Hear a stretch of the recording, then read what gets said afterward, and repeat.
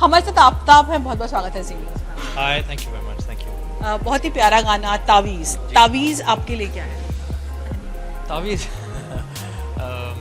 तावीज़ एक बहुत ही खूबसूरत शब्द है जो मुझे लगता है कि बहुत लोग उसके साथ आइडेंटिफाई करेंगे। अलग अलग तावीज़ें बनती हैं, अलग अलग कारणों के लिए बनती हैं, लेकिन मेरे लिए तावीज़ की जो अहमियत है वो एक खूबसूरत सा गाना है जो अफसाना ने गाया, और हम लोगों ने पूरी कोशिश की है कि इस गाने को हम लोग जस्टिफाई करें विजुअल्स के द्वारा और परफॉर्मेंसेस के द्वारा, और उम्मीद करते हैं कि जैसे कि आपने देखा हुआ है बहुत प्यारा गाना है और बहुत ही गहरा गाना भी है, और उम्मीद करते हैं कि लोग इसे देखकर इसे प्यार दें, पसंद करें, और फिर हमारा काम खत्म हो। वही सिंगल्स ट्रेंड में है, और सिंगल में आना, राजा का ये किरदार है जिस तरह से आप कर रहे हैं, कितना डिफरेंट है ये, कितने चैलेंजेस रहे सिंगल? आई थिंक गाने तो मैंने हमेशा किए अपने फिल्म्स में, और म्यूज़िक वीडियोस भी मैंने किए हैं फिल्म्स के प्रमोशन के लिए, लेकिन जब आप एक इंडिपेंडेंट गाना करते हो और उसका एक इंडिपेंडेंट स्टोरी लाइन होता है, तो ऑब्वियसली वो अपने आप में एक फिल्म बन जाती है। द स्टोरी इज़ डिफरेंट, किरदार अलग है। तो मेरा किरदार इस गाने में दो तरह का था, जैसे कि आपने देखा होगा, एक राजा का और एक दूसरा। तो वो मैंने बाल बढ़ाए हैं, तो वो सारी चीज़ें बैठ चुकी थी और अच्छा लगा, इट लुक्ड करेक्ट, जो कपड़े मैंने पहने और जहाँ पर हम लोगों ने शूट किया है। तो I think it all worked out well for the song, and I just think it's destiny and God's grace. Special ops के लिए इतना प्यार मिला आपको, कैसे ले रहे हैं? नहीं, अभी हम लोग शूट करने तक हम लोग कोशिश करते हैं कि वो हमारे कंट्रोल में है, उसके बाद दर्शक के कंट्रोल में है, और दर्शक अगर पसंद करे तो that's an added bonus. But I think जब एक बार रिलीज़ हो जाती है और मतलब हमारा काम खत्म हो जाता है, we don't really then we look forward to the next thing, then is in the hands of the audience के उसे पसंद करे ना पसंद करे वो ऑडियंस के हाथ में है। बट उसके बाद हम लोग उसके बारे में सोचते नहीं, then we move on, we like to move on and progress as much as possible, and then of course ये एक कोशिश रहती है कि आप उसको कितना ज़्यादा बेटर बना सकते हो, मतलब for the next couple of steps how do you take it a couple of notches. मैं एक ऐसे एक्टर से बात कर रही हूँ जो कि बहुत टैलेंटेड हैं, जो कि कई लोगों का क्रश रह चुके हैं, जिनकी फिल्में जितनी भी आई हैं लगभग लोगों ने बहुत पसंद किया, बहुत प्यार दिया है, लेकिन बीच में गायब हो गए। मैं इधर ही, मैं कहाँ गायब हो जाता हूँ? नहीं, मैं सिर्फ thank you for all your kind words. हालांकि मैं उन सारी चीज़ों के लायक नहीं हूँ, but thank you very much.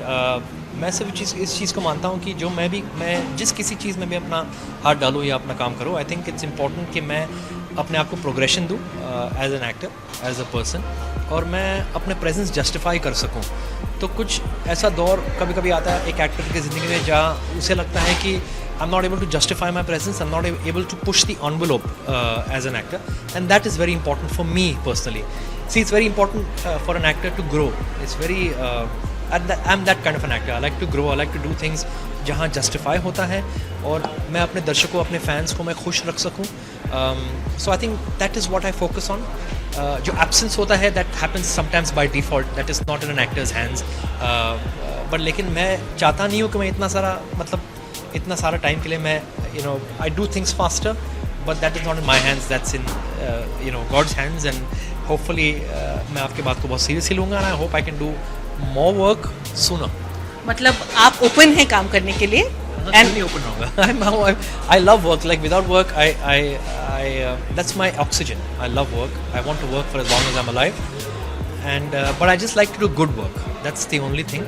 And yes, कभी कभी आपको लगता है कि यार इतना समय गुजर रहा है, हमें कुछ काम करना चाहिए, but I think it's also important कि अगर आप अपने लिए कुछ स्टैंडर्ड सेट करते हो तो you should match that standard. देखो, काम करने के लिए तो आप कुछ भी काम कर सकते हो, but you have to do good work, and that's what I try to do, just to do good work. लेकिन आफ्ताब, जिस तरह से OTTs आ गए हैं, काम करने के लिए बहुत वास्ट ऑप्शंस आ गए हैं एक्टर्स के पास, अलग अलग तरह के अभिनय, अलग अलग तरह की कहानियाँ, अलग अलग तरह के किस्से, आज बड़े पर्दे, छोटे पर्दे, सब कुछ एक हो गया है। OTT ने सब कुछ, कोरोना काल के बाद खास तौर पर आप इसे कैसे पर्सनली देखते हैं कि एक्टर्स के लिए ये बेस्ट टाइम है, कैसा वक्त है, कहानियाँ कैसी अलग अलग तरह की? आई think it's a fantastic time for actors and technicians and story tellers कि आप अपनी कहानी बता सकते हैं। OTT पर आपको अपॉर्चुनिटीज़ मिलते हैं, और इतने OTT प्लेटफॉर्म्स है और आ रहे हैं, तो जाहिर सी बात है कि आपको अपॉर्चुनिटीज़ मिलेंगे, लेकिन उन अपॉर्चुनिटीज़ में भी आपको सही अपॉर्चुनिटीज़ चुनना आपके लिए बहुत ज़रूरी होता है एज एन एक्टर और अ टेक्नीशियन और a story teller. So I think it's all boils down to choices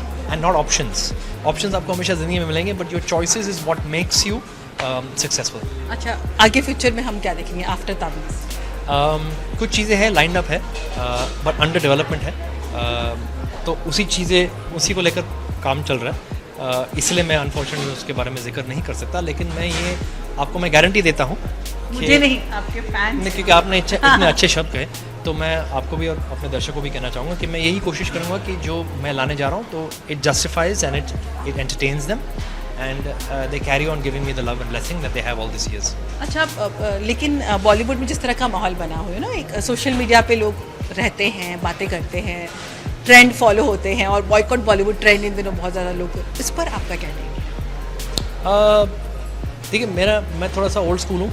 मैं क्योंकि मैं सोशल मीडिया के ज़माने से पहले से काम कर रहा हूँ, तो मेरा यही मानना है कि we should just focus on good content.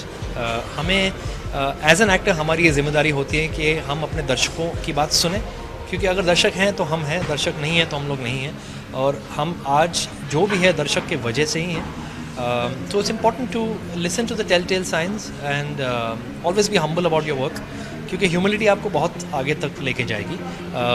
आप जितना भी सक्सेस आप पाओ, अगर आप हम्बल नहीं हो तो वो एक ना दिन आपको गिरा ही देगी।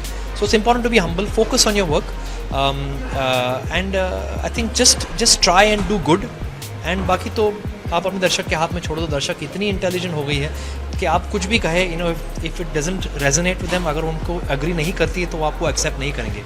तो आज तक आपको जो भी एक्सेप्टेंस मिला है वो दर्शक की वजह से ही मिला है। So never take your audiences lightly, always respect them, value them and focus on doing good work, and then of course you have to leave it in the hands of the audience, क्योंकि दर्शक को जो पसंद है वो उनको पसंद ही आएगा, और उनको जो ना पसंद है उनको ना पसंद ही आएगा। तो that you just leave it to the audience.